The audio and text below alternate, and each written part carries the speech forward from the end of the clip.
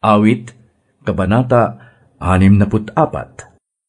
O Diyos, ang hibig ko, ang aking dalangin, sana ay pakinggan sa pagkaligalig dahil sa kaaway. Huwag akong hayaan, ipagtanggol ako sa mga pakanat, lihim na sabwatan, niyong mga pangkat na ang binabalak, pawang kasamaan. Ang kanilang dilay katulad ng tabak na napakatalas, tulad ng palasong iniaasinta kung sila'y mag-usap. Sa kublihan nila sila'y nag-aabang sa mabuting tao at walang awa nilang tinutudla sa pagdaan nito.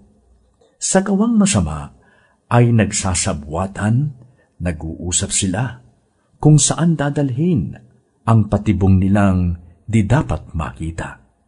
At ang sasabihin pagkatapos nilang makapagbalangkas, ayos na itong kasamaang ating pinabalak. Damdamin ng tao at ang isip niya'y mahiwagang ganap. Subalit ang Diyos na may palasuri, di magpapabaya. Walang abog-abog, sila'y tutudlait, susugatang bigla. Dahilan sa sila'y masamang nangungusap, kaya wawasakin, at ang makakita sa gayong sinapit, sila'y sisisihin. Yaong nakakita'y sisidlan ng takot, ipamamalita ang gawa ni Yahweh at isa sa isip ang kanyang ginawa.